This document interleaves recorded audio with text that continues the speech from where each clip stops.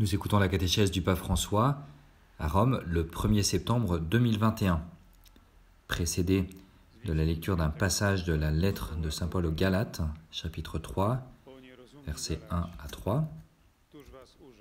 Galates stupides, qui donc vous a ensorcelé? À vos yeux pourtant Jésus-Christ a été présenté crucifié. Je n'ai qu'une question à vous poser. Comment pouvez-vous être aussi fous? Après avoir commencé par l'esprit, allez-vous maintenant finir par la chair? La parole du pape maintenant. Fratelli e sorelle, buongiorno. Chers frères et sœurs, bonjour.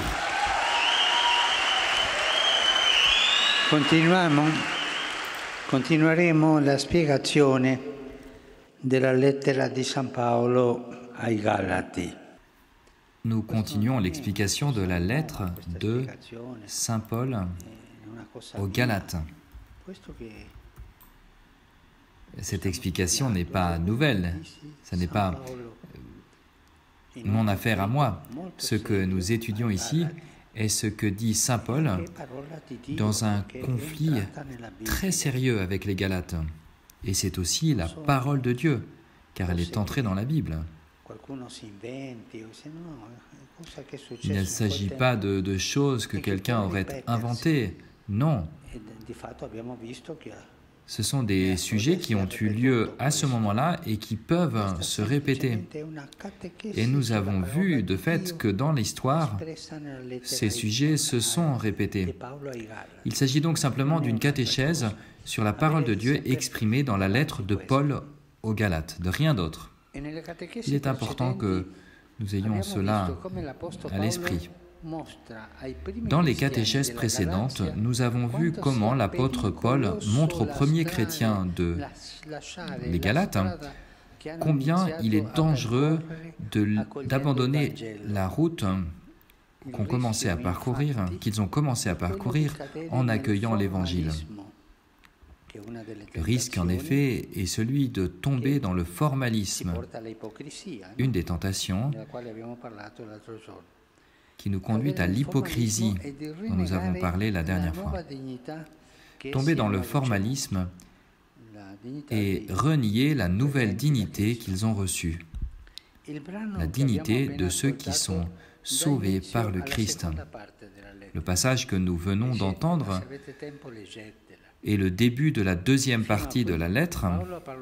Si vous avez le temps, lisez cette lettre. Jusqu'à ce moment-là, Paul a parlé de sa propre vie et de sa vocation, de la manière dont la grâce de Dieu a transformé son existence en la mettant totalement au service de l'évangélisation. Et à ce point-là, il interpelle directement les Galates. Il les place face au choix qu'ils ont accompli dans leurs conditions actuelles, qui pourrait rendre vaine l'expérience de la grâce qu'ils ont vécue. Et les termes avec lesquels l'apôtre s'adresse aux Galates ne sont certainement pas des formules de courtoisie, nous l'avons bien entendu. Dans les autres lettres, nous trouvons facilement l'expression « frère » ou « très cher ». Ici, non, parce qu'il est en colère. Il dit comme ça, généralement, Galates. Et 2 fois, il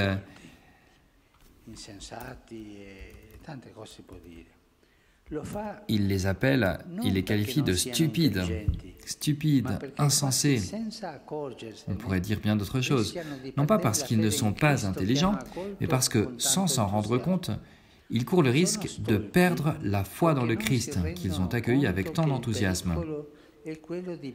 Ils sont stupides car ils ne se rendent pas compte que le danger, c'est de perdre un trésor précieux, la beauté de la nouveauté du Christ. La merveille, l'étonnement et la tristesse de l'apôtre sont évidents. Non sans amertume, il provoque ces chrétiens à se rappeler la première annonce qu'il leur a adressée, par laquelle il leur a offert la possibilité d'acquérir une liberté inattendue jusqu'à ce moment-là. L'apôtre adresse aux Galates des questions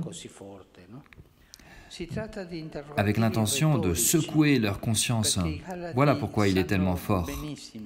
Il s'agit d'interrogations rhétoriques, car les Galates savent très bien que leur venue à la foi dans le Christ est le fruit de la grâce reçue par la prédication de l'Évangile.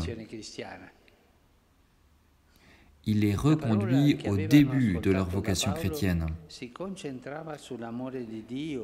La parole qu'ils avaient entendue de Paul se concentrait sur l'amour de Dieu, manifesté pleinement dans la mort et la résurrection de Jésus. Paul ne pouvait pas trouver d'expression plus convaincante que celle qu'il leur avait répétée souvent dans sa prédication, sans doute. Ce n'est plus moi qui vis, mais le Christ qui vit en moi, et cette vie, je la vis dans le corps, dans la foi dans le Fils de Dieu qui m'a aimé et qui s'est livré pour moi. Paul ne voulait savoir rien d'autre que le Christ crucifié. Les Galates doivent regarder cet événement sans se laisser distraire par d'autres annonces. En somme, l'intention de Paul, c'est de les mettre devant l'évidence pour qu'ils se rendent compte de ce qui est en jeu et qu'ils ne se laissent pas enchanter par les voix des sirènes qui veulent les conduire à une religiosité qui ne serait basée que sur l'observance scrupuleuse de préceptes. Parce que ces nouveaux prédicateurs qui étaient arrivés en Galatie les avaient convaincus qu'ils devaient aller en arrière et reprendre ces préceptes qu'ils avaient observés précédemment et qui les avaient conduits à la perfection avant la venue du Christ, qui est la gratuité du salut. Les Galates, par ailleurs, comprenaient bien ce à quoi l'apôtre faisait référence.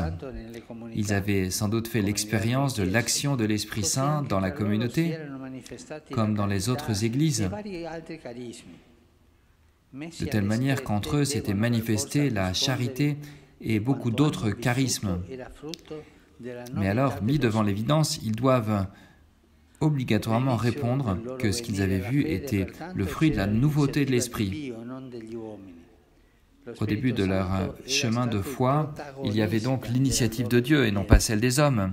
L'Esprit Saint avait été le protagoniste de leur expérience. Le mettre donc au deuxième plan pour donner le primat à leurs propres œuvres, c'est-à-dire à l'accomplissement des préceptes de la loi, aurait été stupide, comme le dit saint Paul. La sainteté vient de l'Esprit Saint. Et c'est la gratuité de la rédemption de Jésus. Voilà ce qui nous justifie. Ainsi, saint Paul nous invite, nous aussi, à réfléchir. Comment vivons-nous la foi? L'amour du Christ crucifié et ressuscité reste-t-il au centre de notre vie quotidienne comme source de salut, ou bien nous contentons-nous de telle ou telle formalité religieuse pour que notre conscience soit tranquille? Comment vivons-nous la foi? Sommes-nous attachés à ce trésor précieux, à la beauté de la nouveauté du Christ?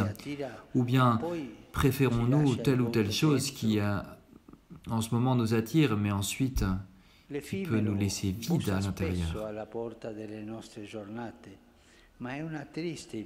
C'est souvent l'éphémère qui frappe à la porte de nos journées. Mais c'est une triste illusion qui nous fait tomber dans la superficialité et qui nous empêche de discerner sur quelle chose il vaut vraiment la peine de vivre.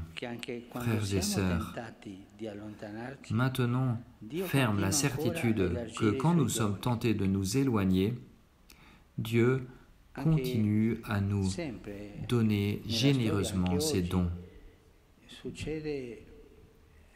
Toujours dans l'histoire, même aujourd'hui, peuvent arriver des événements qui ressemblent à ce qu'ont vécu les Galates. Aujourd'hui même, on vient nous dire, on vient nous échauffer en nous disant « Non, la sainteté se trouve dans tel ou tel précepte, dans telle ou telle chose, il vous faut accomplir telle ou telle chose. » Et on nous propose une religiosité rigide, la rigidité qui nous enlève cette liberté de l'esprit, dans l'esprit, que nous donne la rédemption du Christ. Soyez attentifs face à cette rigidité que l'on vous propose. Faites attention, car derrière toute rigidité, il y a des choses mauvaises, et non pas l'Esprit de Dieu. Voilà pourquoi cette lettre nous aidera à ne pas écouter ces propositions un peu fondamentalistes qui nous font retourner en arrière dans notre vie spirituelle. Et allons de l'avant dans la vocation pascale de Jésus. Voilà ce que l'apôtre redit aux Galates en rappelant que le Père donne en abondance l'Esprit et il accomplit des miracles au milieu de vous. Il parle au présent, il ne dit pas « le Père a donné l'Esprit avec abondance », chapitre 3, verset 5. Non, il dit « le Père donne ». Il ne dit pas « le Père a accompli », il dit « le Père accomplit » au présent. Car malgré toutes les difficultés que nous pouvons mettre opposées à son action, même malgré nos péchés, Dieu ne nous abandonne pas, mais il reste avec nous, avec son amour miséricordieux. Dieu est toujours près de nous, dans sa bonté. Il est comme le Père qui montait tous les jours sur la terrasse, sur le balcon pour voir si son enfant allait revenir. L'amour du Père ne se fatigue pas de nous. Demandons la sagesse d'accueillir, de nous rendre compte toujours de cette réalité et de repousser les fondamentalistes qui nous proposent une vie d'ascèse artificielle, loin de la résurrection du Christ. L'ascèse est nécessaire, mais une ascèse sage, non pas artificielle. Merci.